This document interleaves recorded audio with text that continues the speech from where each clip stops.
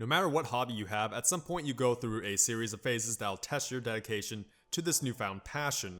In this video, we're going to go over the many phases that every sport bike rider has experienced at some point and in some form or fashion. Granted, not all of y'all have experienced every single phase, but I guarantee you that if you ever swung your leg over a crotch rocket, you can at least relate to, a couple of these phases. Please let me know in the comment section below which phases you've experienced and what other phases did I end up missing.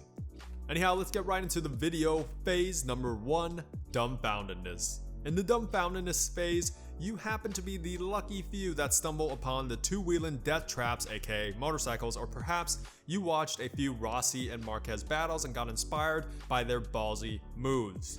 Either way, you've teeter-totted yourself into the crotch rocket world, so welcome.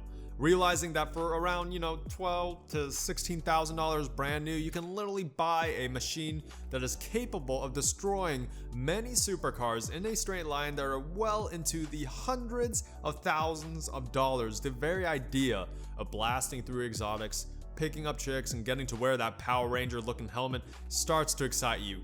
Not to mention it's terrifying and induces adrenaline rushes every time you start riding one.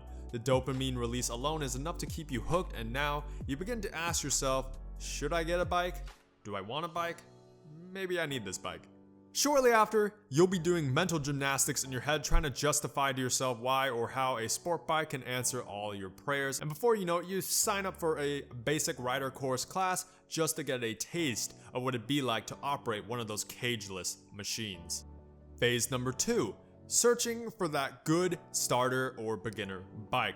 So maybe you're that bright guy that decides to start on something more reasonable and or been used by someone else. Unless you're like this dumbass over here starting on a brand new R6 only to drop it 10 minutes later after rolling it off the showroom floor. But that's besides the point. Your search begins on Craigslist or perhaps Facebook Marketplace or maybe some dealer's website. Having spent hours researching which bike would be the most ideal for your everyday needs, you quickly realize one cold hard truth. That sport bikes are so mid-2000s and aren't really practical for street use anymore.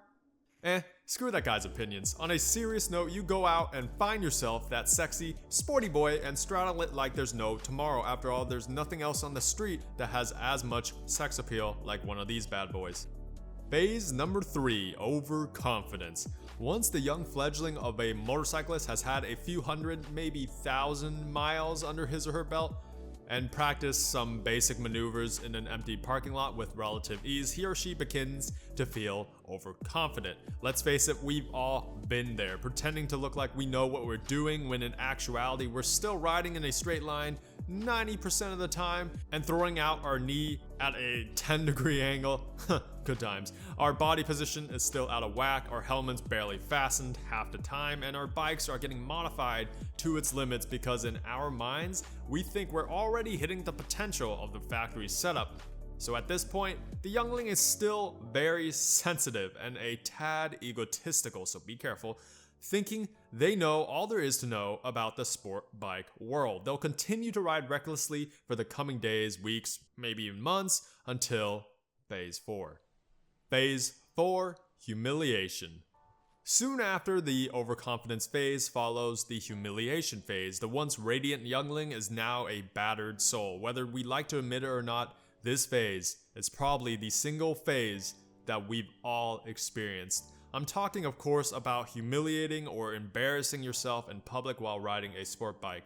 You might have crashed your bike, dropped your bike, ran off the road because you target fixated, had a terrifying tank slapper, and somehow survived, stalled your bike on a hill, thereby impeding traffic, or had a few too many close calls with death on the daily. The list goes on and on and on. That's right, don't lie to me, we've all been humbled at some point. It's at this very moment in this phase where we begin to realize that this hobby isn't like knitting sweatshirts with grandma, no sirree. This hobby can literally end you. Sadly, it is also at this phase where many bikers hang up their helmet for good and never come back. Phase 5, contemplation. For those of you that didn't immediately quit after experiencing a few traumatic experiences, you begin to ask yourself a ton of questions like, should you quit riding indefinitely? Should you quit riding for now? Will you continue despite the naysayers? Is this even fun anymore? Can I continue to afford this hobby and or lifestyle? After all, That work of art has just been sitting in your garage collecting dust for quite some time. All of those questions are valid, and honestly, only you're able to answer them. You've probably had a few restless nights pondering to yourself whether or not all these shenanigans actually bring you any joy anymore. You may have even caught yourself watching a few motorcycle crashes compilation videos on YouTube just to convince yourself that those situations will never happen to you again. In the end, if you decide to continue and truck through this depressing phase, you'll be met with some of the most satisfying experiences of a lifetime. Phase 6. Gaining confidence. If you made it this far, you're now back into the learning mindset. You strap on your gear once more, you hit that old parking lot, and start committing to yourself to master some advanced techniques. Undoubtedly, some of you may enlist yourself in another motorcycling class to hone in on those advanced riding techniques.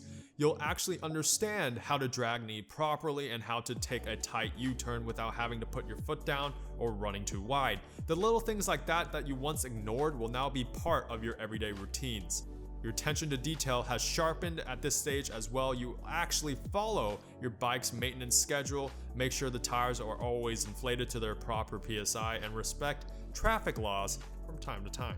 Once you put several more thousands of miles under your belt and have ridden for hours on end, it's safe to say you're becoming a seasoned rider. Your confidence levels are slowly rising back up, and more importantly, you're not as cocky as you once were. Phase number 7.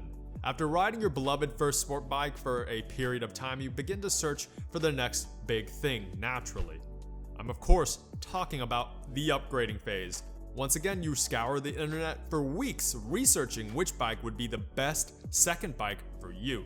Ultimately, you've floundered your way into a select handful. Now it's go time. You feel so ready and begin to say your last goodbyes to your once precious baby. As you approach this new bike, you begin to feel a tremendous sense of awe. In front of you is a piece of engineering mastery. This isn't your typical starter bike, no siree. This bike is the ultimate track weapon. More than likely, it'll have far better suspension, brakes, tech, and of course power and torque. Shortly after seeing the new ride, you sign on the dotted line, shake a few hands, and you're off riding on a new irresistible beauty queen.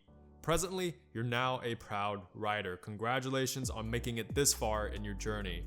And finally, phase number 8, mastery. Some years past, you may have experienced some more setbacks or triumphant moments. Nevertheless, you have made it to a level where you can undoubtedly call yourself an experienced rider. There's this level of mastery that you've achieved having ridden a few thousand hours or tens of thousands of miles. Twisties have long since been your cup of tea, and riding is quite literally second nature. No matter what sport bike you ride, big or small, within a second, you find the bite zone, get comfortable, and ride the damn machine as if it were your own. At last, I commend you for mastering this sport, as it is not for everyone.